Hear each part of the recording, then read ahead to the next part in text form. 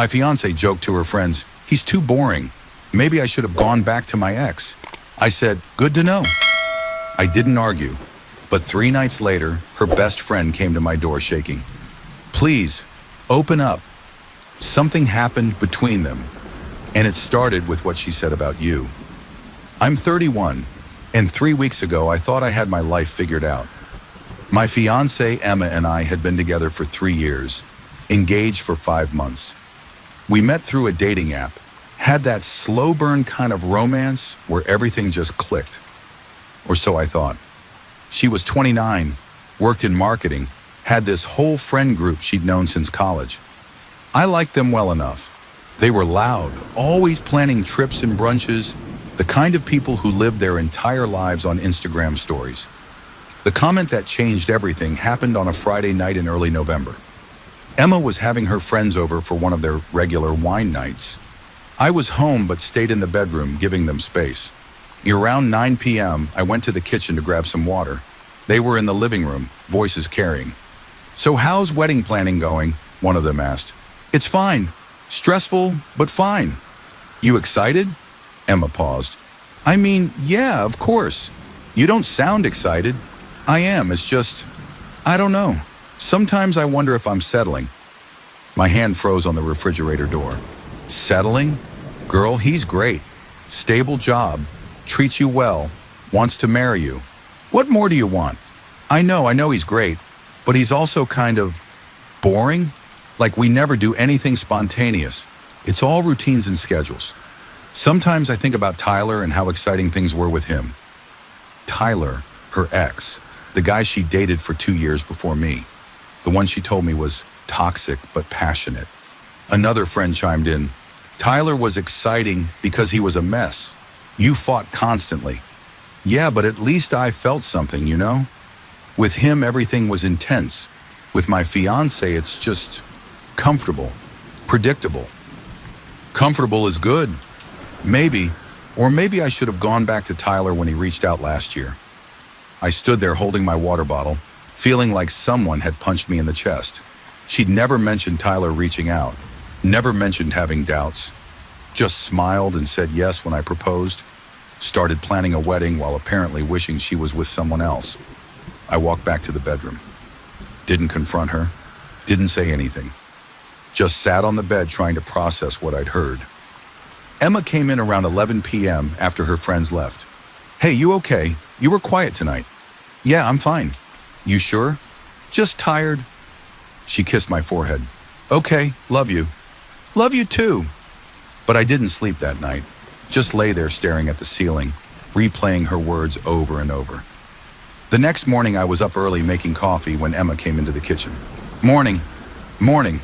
You're up early. Couldn't sleep. Everything okay?" I turned to face her. "I heard what you said last night." Her face went pale. "What?" "About me being boring. About wishing you'd gone back to Tyler." That was just girl talk. I didn't mean..." "Did Tyler really reach out last year?" She looked down. "Yes, but I didn't respond. I chose you." "You chose me? That's what this is? A choice you're not even sure about?" "That's not what I meant." "Then what did you mean, Emma? Explain to me how telling your friends you're settling and wondering if you should have gone back to your ex is anything other than exactly what it sounds like." "I was just venting. Everyone has doubts sometimes." "Doubts about what? About marrying me?"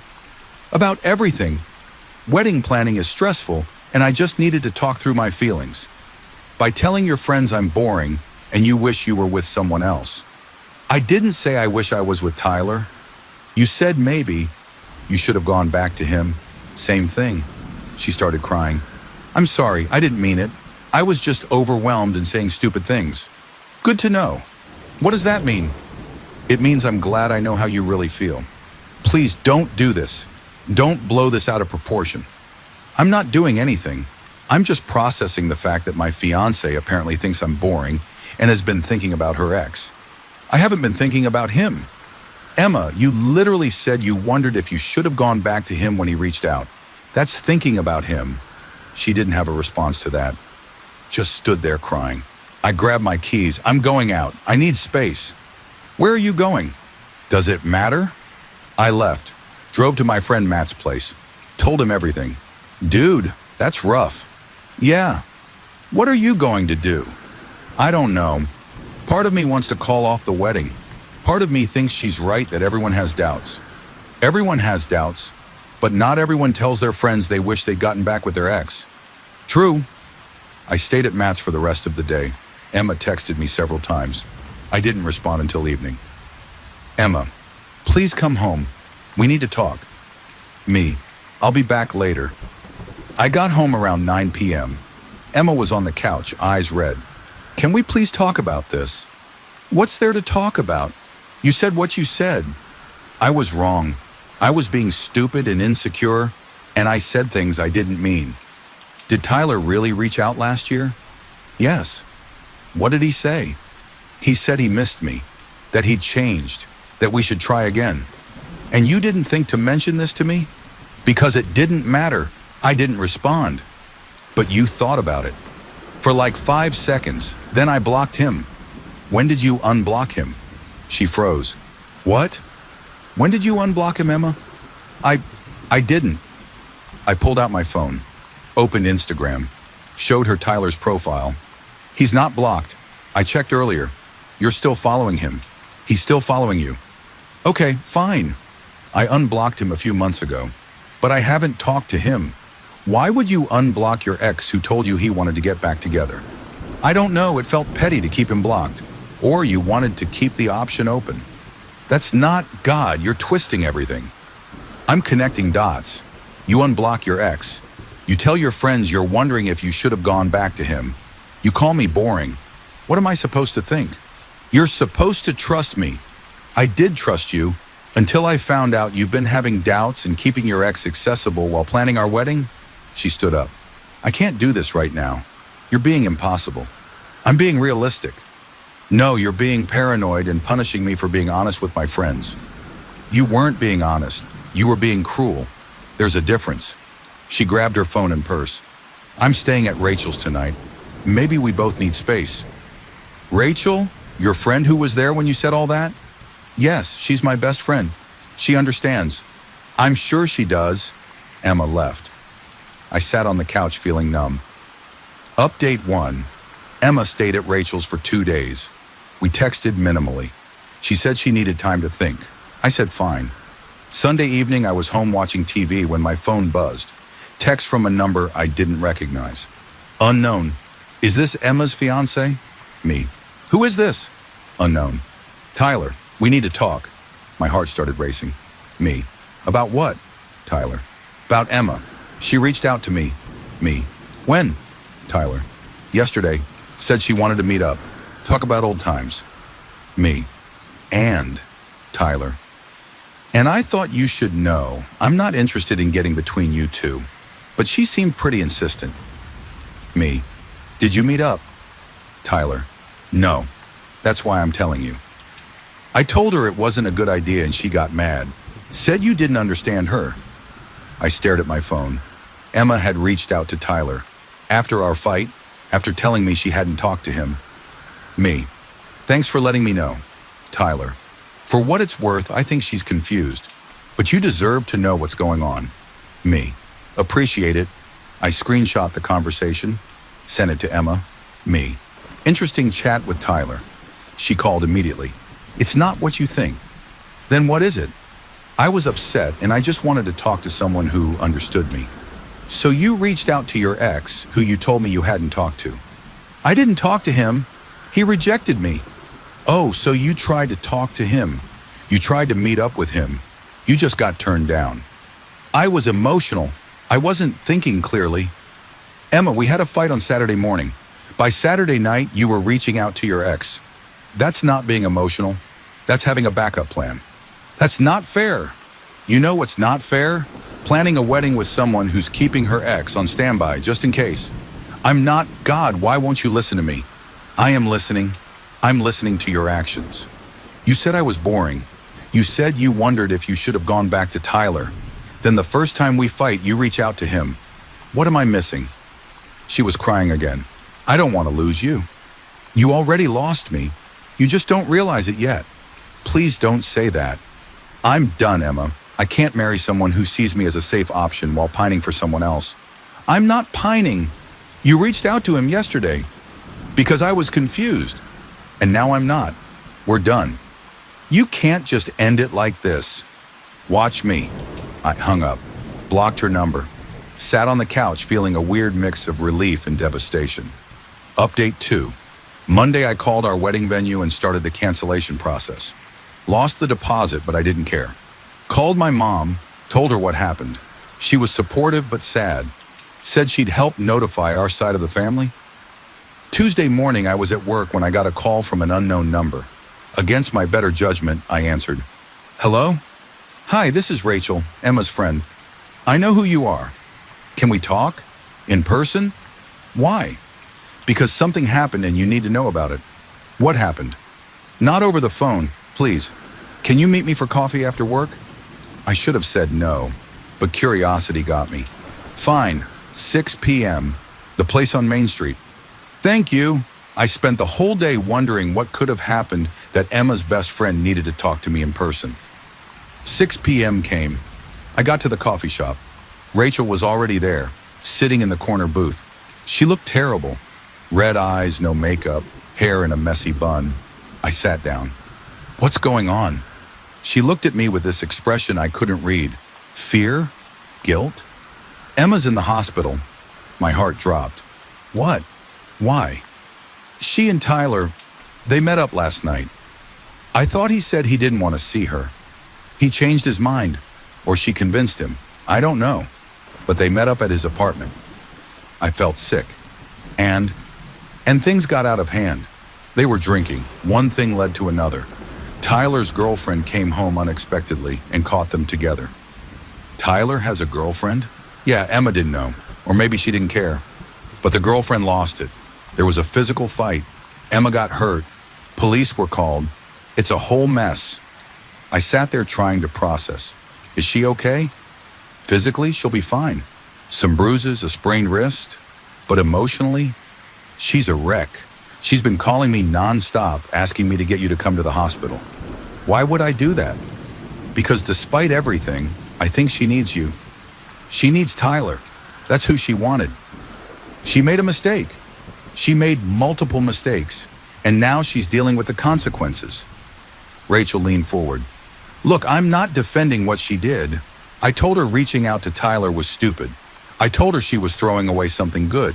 But she's still my friend, and she's hurting. So am I. I know, and I'm sorry. I'm sorry I was there when she said those things about you being boring.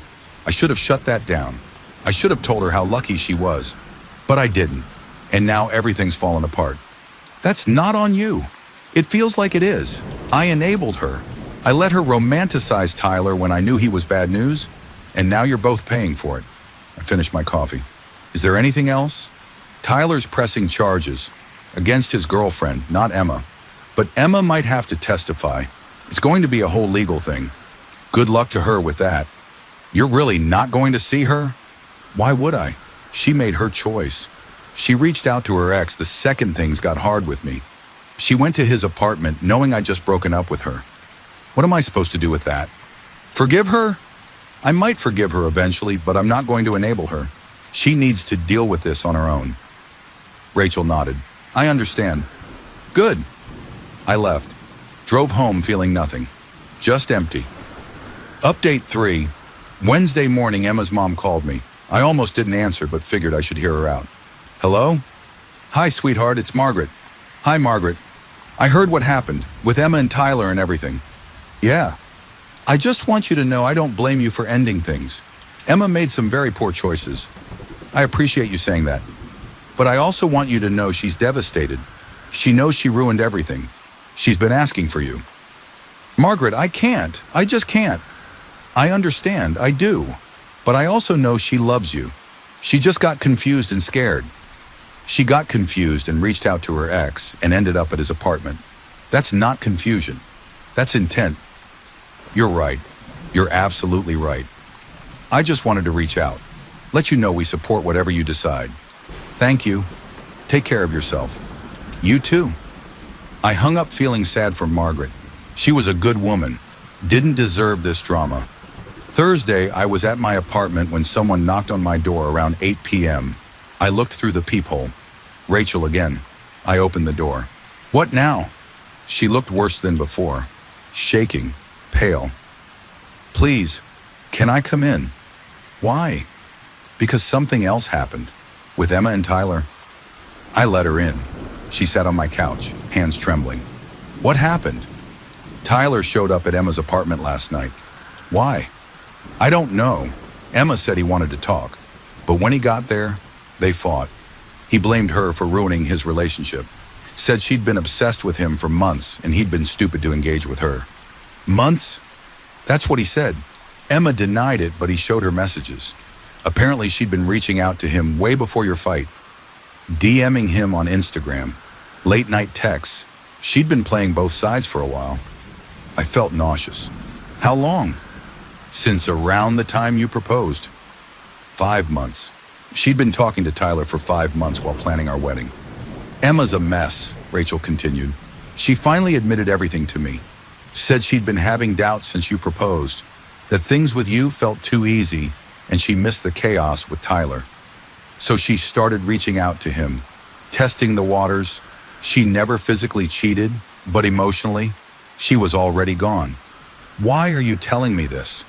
Because you deserve the truth, and because I'm done protecting her. She lied to me too. Told me she'd cut Tyler off when really she'd been talking to him the whole time. I've been defending her when she didn't deserve it. So what now? Now she's at my place crying and asking me to fix things with you. And I told her no. I told her she needs to face what she did and deal with the consequences.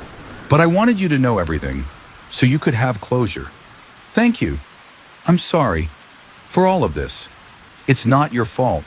I feel like it is. I should have seen the signs. Should have called her out sooner.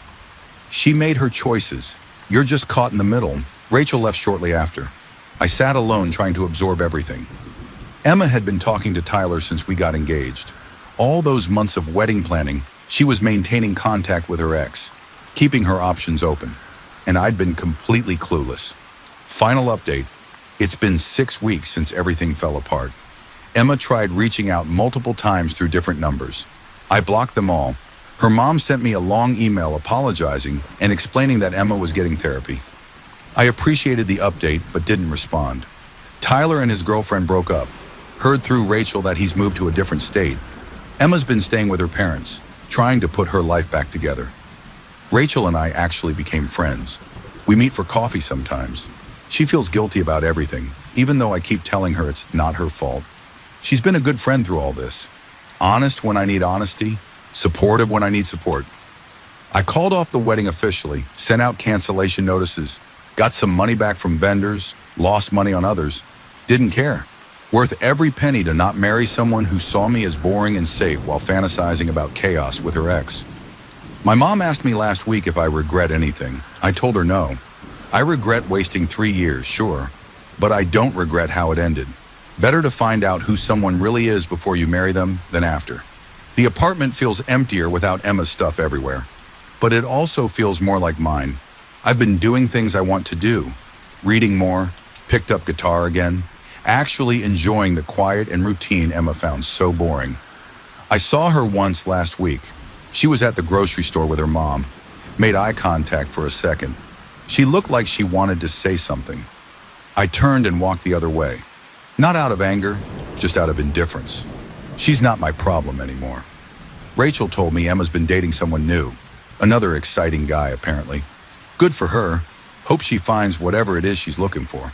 Hope it's worth blowing up her life for. As for me, I'm okay. Better than okay, actually. I thought losing her would break me, but mostly I just feel relieved. Relieved I don't have to wonder anymore if I'm enough. Relieved I'm not married to someone who needs chaos to feel alive. Relieved I trusted my gut when I heard that conversation instead of ignoring it. Someone asked me if I'd take her back if she came begging. Answer's no, not because I hate her, but because I know now that I deserve someone who thinks routines and stability are gifts, not burdens. Someone who doesn't need drama to feel passion. Someone who chooses me every day, not just when their backup plan falls through. Emma wanted excitement. She got it. And it cost her everything stable she had. That's not my problem to fix.